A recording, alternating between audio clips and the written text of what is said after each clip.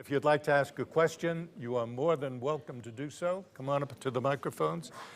By the way, when you get up there, tell us who you are, whether you're a student or anything like that, and please don't make a speech.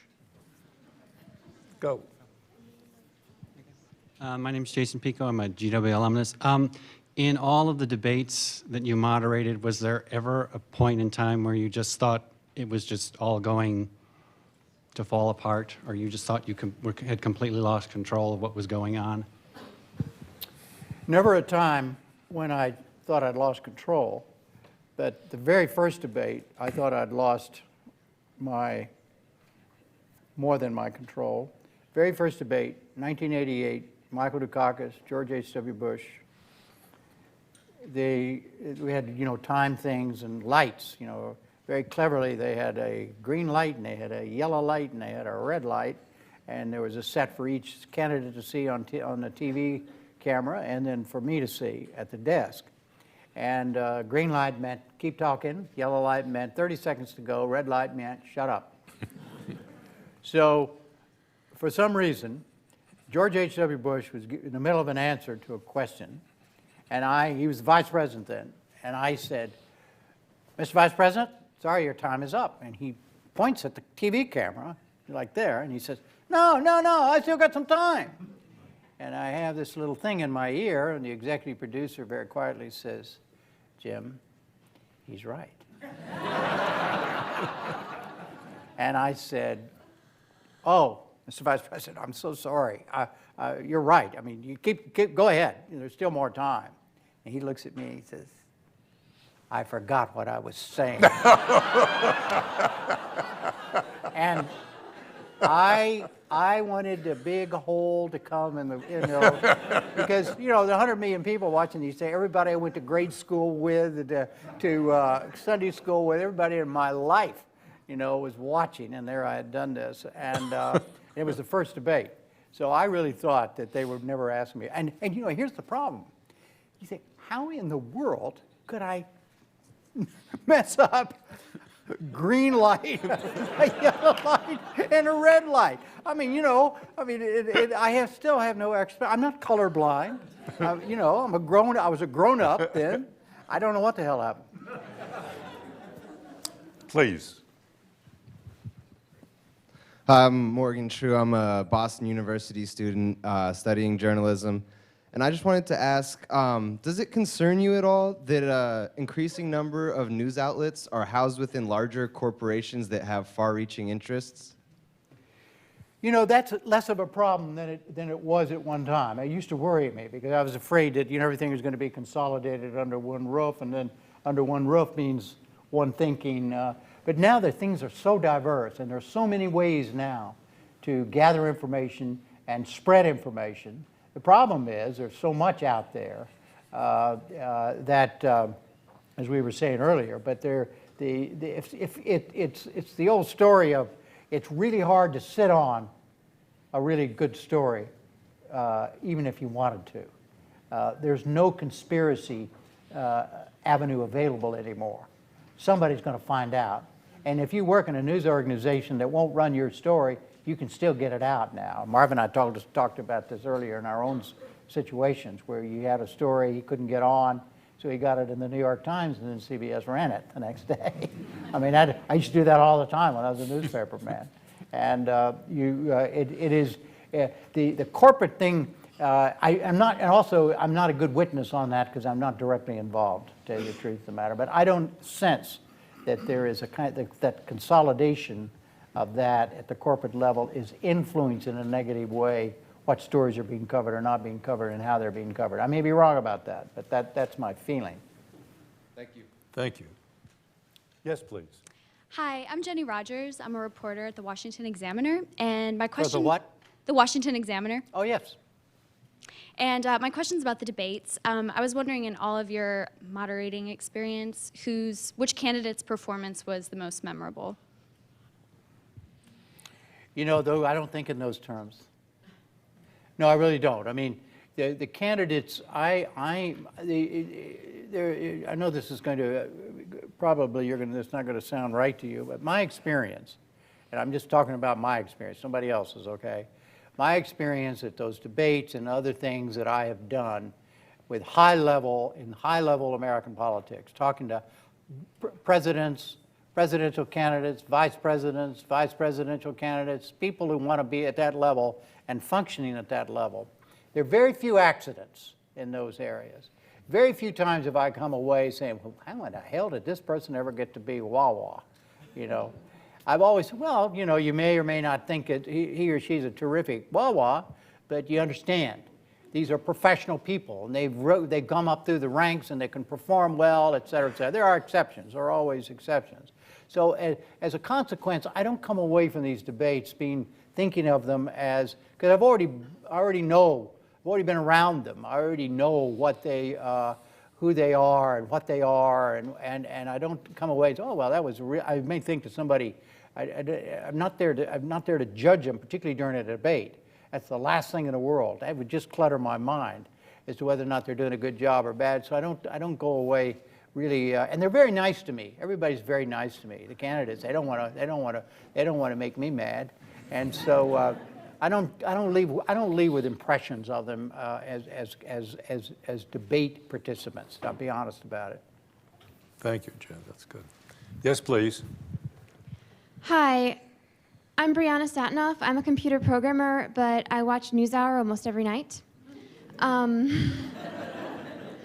I actually wanted to ask about your national service proposal. Yeah. How would women fit into this, especially young women who wanted to have kids? They would be involved. Everybody. Everybody. No matter, I mean, there would be no exemptions the question was if I was God, okay? So, I mean, everybody would have to participate, because if you started making exceptions, then the whole thing would go down the tube. Then what would women do? Well, women would be eligible to do everything a man could do. I mean, it would be no difference. Women are now, for instance, let's say that there was a police corps, there was a garbage corps. All these things are done by men. They could also be done by women. In other words, the mandatory national service would involve everybody, male and female. There'd be no distinction. But I'm not a proposer. It's just, that's just one, I'm not in the details on this. This is not there's no Lehrer plan for mandatory national service. Yes. There's somebody there in the dark. Stephanie Brooks with American University. The NewsHour has always aired on public television. Do you think that public television is one of the better mediums for journalists? And where do you see the future of journalism and public television going? I think it's a I think public broadcasting, we need to step up to the plate even more than we have. I think we are critical to the future of serious journalism, and we have to act, we have to acknowledge it, we have to tell people, and we have to rise to the occasion. We cannot go around saying, oh, well, we got financial problems, what are we going to do? We've got to raise money, not just more money, more resources, not just to survive, but to enhance what we do, to grow what we do. There's got to be more of what we do. And the future, the potential future of journalism and public media, on public television, public radio, is enormous. And the need is there. And we just have to find a way to accept it and deal with it and react to it, and not only just capitalize on it, but accept our responsibility. That's one of the things that I think flows naturally from this revolution in journalism, period. Public broadcasting has got to be part of the solution to get to where we need to go, I think. And we need to do a bigger and broader job. We've got to sell this, we've got to tell people this. We've got to explain ourselves better. And we've got to be more aggressive. What does the BBC do? They get a tax, right? Yeah, when you buy a TV set. What about that for the U.S.? Great idea. It is. You think so? It's been proposed, and it's always gone down the tube. Shut down. Oh, yeah, it's always been shot down. Yes, please. Hi, my name's Caroline Roth. I'm a GW alum, and also I work for the National Journal. My question has to do with the 24-hour news cycle. Given that stories are born and die in the same day, especially concerning politics, what do you think? Do you think that the American public is smart enough to recognize those distilling tools. I mean, public broadcast being one of them, but there are so few that really boil down news to just news anymore. Do you think that the public can recognize those? Well, not now as we sit here, but I think there's another part of the equation that we need to start thinking about, and some people are already, and it's we need to educate. We need to be out front. There needs to be something called, I think they call it media literacy. Mm-hmm. We need to explain to people why it's important that you know the facts, where the president was born, not what some radio person says or whatever. What are the facts here? What is in that Affordable Care Bill about filling the? Where do I go to find out in some simple way and all that sort of stuff? And we have not done a good job at all in explaining to the American public, first of all, why it's important, and then provide this thing. That's where we are now. As I was saying earlier, we're not there yet. And to answer your question my answer is that no, I don't think most people do know how to handle this yet. And it's not all their fault. The stuff that, look, this thing just keeps changing every day. You know, there's something new, not only in terms of information, but ways to get that information. And it's really hard to keep up, but we're getting a little bit better, at least grasping what the problem is. Now we got to deal with it, and we got to solve it, and help people participate in the democratic society and the democratic decisions that need to be made. And they have to have information to do it. Speaking of Thomas Jefferson, that's what Jefferson said.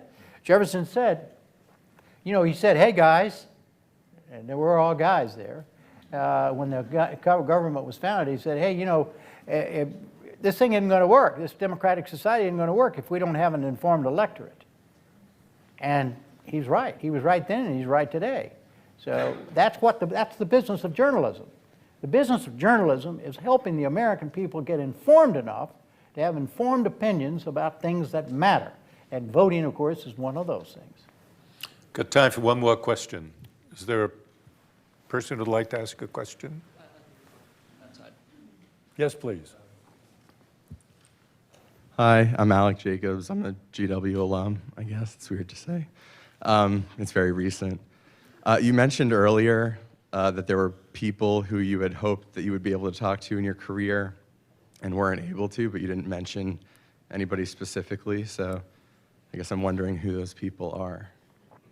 J.D. Salinger. Robert McNeil and I, one night over coffee. A coffee. Yeah. we were celebrating something, and we started talking about, and this was a time when both these two people were still alive, but we both started talking about who would be the one person that we still wanted to interview no matter what. And I said J.D. Salinger, and he said Greta Garbo. And Greta Garbo, at that time, lived 5 blocks from the restaurant where we were having dinner.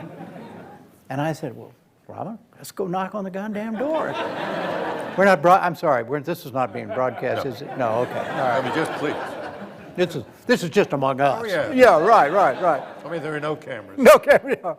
And anyhow, of course, he didn't do that, whatever. But that's the kind of, those are the kinds of things. I mean, I would if I had to, in the public world, in the political world, the one person I would have given anything to have been able to sit down and have a conversation with was Winston Churchill.